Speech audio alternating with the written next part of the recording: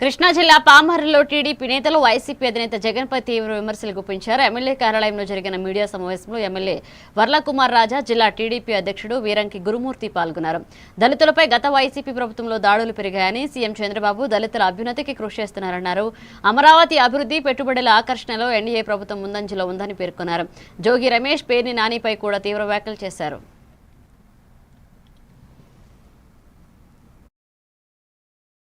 ఘనంగా నివాళులర్పిస్తూ తమ్ముడు ఆత్మశాంతి చేకూరాలని, డ్రైవర్ సుబ్రహ్మణ్యం ఎలా చనిపోయాడో దానికి కారకులు ఎవరో యావత్ ప్రపంచానికి అందరికీ తెలుసు.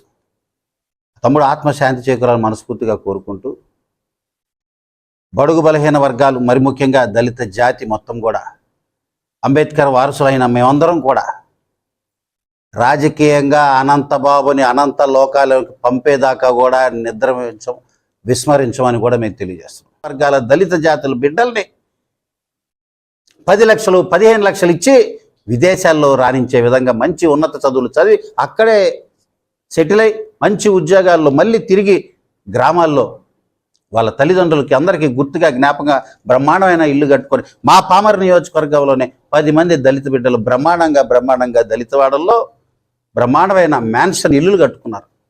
దానికి కారణం ముఖ్యమంత్రి చంద్రబాబు గారు. ఈరోజు కూడా విదేశాల్లో రాణిస్తున్నారు బడుగు బలహీన వర్గాల బిడ్డలంటే ముఖ్యమంత్రి చంద్రబాబు గారు పెట్టిన విదేశీ విద్య.